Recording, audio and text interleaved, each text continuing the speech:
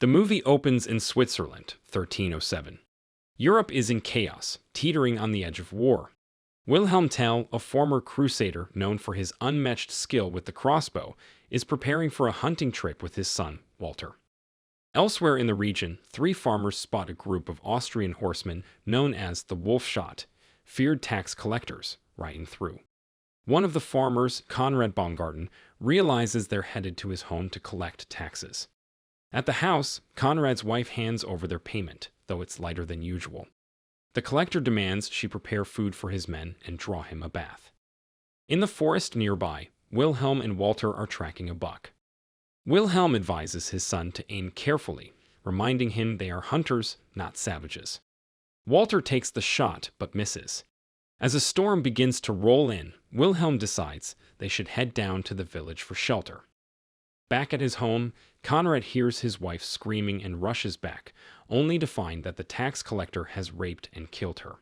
In a fit of rage and grief, Conrad sneaks inside and tries to drown the man. Though wounded in the struggle, Conrad stabs the collector repeatedly, killing him. He then flees into the woods as the soldiers give chase. As the storm hits, Wilhelm helps local fishermen bring in their boats.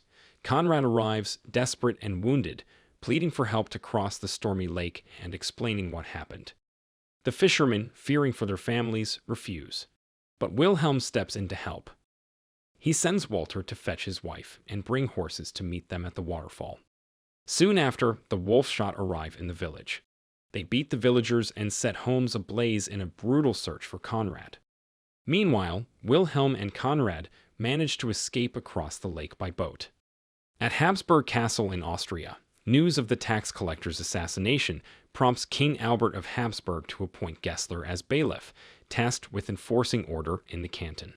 Soon after, the king arranges a political marriage between Gessler and his niece, Lady Bertha, to further secure his influence.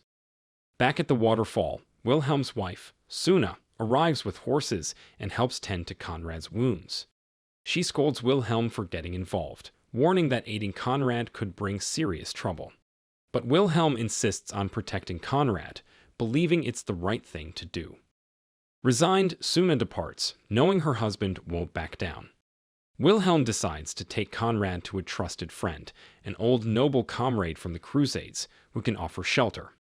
Meanwhile, at Castle Attinghausen in Switzerland, Lord Attinghausen hosts his nephew, Prince Rudenz. He shares the traditions of their house, offering a ceremonial drink from a single cup to symbolize unity, 1 cup, 1 heart. Rudenz, however, rejects the gesture, declaring that the people should seek favor with the Austrian crown. As Attinghausen has no son, Rudenz is expected to inherit the family legacy.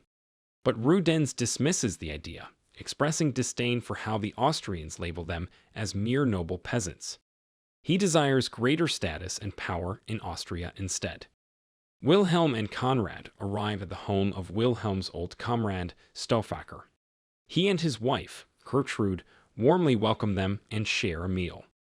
During dinner, Gertrude passionately urges them to stand up and fight against Austrian oppression. But Wilhelm refuses. He doesn't want to endanger his family. He tells her that even if she rallies men to fight, they'll only end up dead. Suddenly, Gessler and his men arrive at the house, causing Conrad to panic. To hide him, they quickly dress Conrad in servant's clothes. Gessler orders a search of the property and immediately notices Wilhelm, still seated, calmly eating, while everyone else stands in his presence. Gessler compliments Wilhelm's crossbow and brings up the recent murder of the tax collector, probing for any sign of guilt. As Gessler speaks, Conrad becomes visibly anxious. His heart races, causing his wound to bleed and stain his clothes. Wilhelm quickly distracts Gessler by handing him his crossbow, while Stauffacher invites Gessler to join them for dinner. Gessler declines and leaves, but not before his second-in-command, Stasi, grows suspicious. He tells Gessler that something feels off. Gessler agrees and orders him to find out who Wilhelm really is. After the tense encounter, Stauffacher scolds Wilhelm for bringing danger to their home. But Gertrude insists it's time to unite and fight back. She urges Wilhelm and Conrad to take Stauffacher to Altdorf to meet with Father Furst, a priest and potential ally. Meanwhile in Austria, Rudenz arrives at court to offer his services to King Albert, but it's revealed that he's romantically involved with Lady Bertha, who pleads with him not to trade his soul for power and ambition. On the road to Altdorf, Wilhelm, Conrad, and Stauffacher witness a horrifying scene. Austrian soldiers seizing livestock from a family and mercilessly killing a woman who dares resist. One of the family members, Melchtal, a skilled fighter, retaliates, taking up a scythe and cutting down the soldiers with brutal efficiency. As reinforcements arrive, Melchtal's father urges him to flee into the woods. In his escape, Melchtal runs into Wilhelm and the others, who restrain him to prevent further bloodshed. But the soldiers capture his father and begin a gruesome interrogation. One stabs the elderly man in the stomach as Melchtal watches in agony.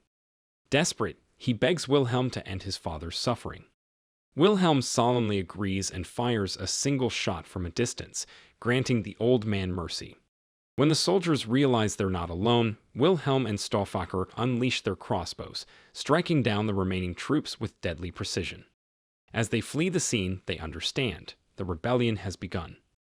The four men finally reach Altdorf, only to witness Austrian soldiers assaulting the townspeople, further fueling their rage and determination. Back at the bloody site of the ambush, Gessler arrives with his men to inspect the aftermath. Enraged by the slaughter, he orders Stasi to track down the killers. Gessler examines a crossbow bolt pulled from a corpse and instantly recognizes it. That night, Wilhelm meets with Father Furst, a respected priest.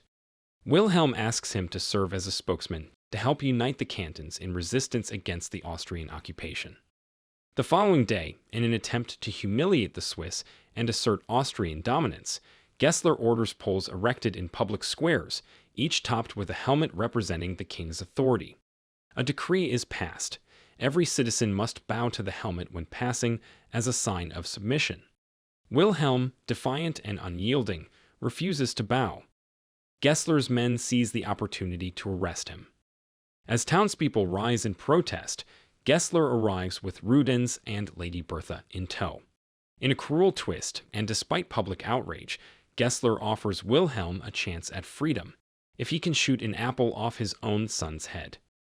Wilhelm succeeds, making the impossible shot, but when he admits afterward that he had prepared a second arrow to kill Gessler had his son been harmed, Gessler has him seized once again. Enraged by the injustice, Rudenz tries to fight Gessler but is quickly overpowered. Before being taken away, Wilhelm urges Rudenz to return to his uncle, Lord Attinghausen, and rally support. But when Rudenz arrives, his uncle is on his deathbed. In his final moments, the old lord implores Rudenz to honor his homeland.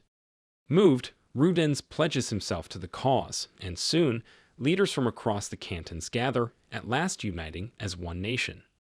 Meanwhile, Wilhelm is being transported across the same stormy lake where he once helped Conrad escape. As another storm rolls in, the boat is forced ashore. Bertha appears and secretly frees Wilhelm. They escape into the forest, where Wilhelm learns from local huntsmen that Gessler is en route to Küsnacht. Wilhelm sets up an ambush in a ravine. Though he manages to wound Gessler's hand, the bailiff escapes, and Wilhelm is forced to flee. Before departing on a mission to plead with King Albert to withdraw his support for Gessler, Bertha urges Wilhelm not to let vengeance consume him. He must fight with purpose, not anger.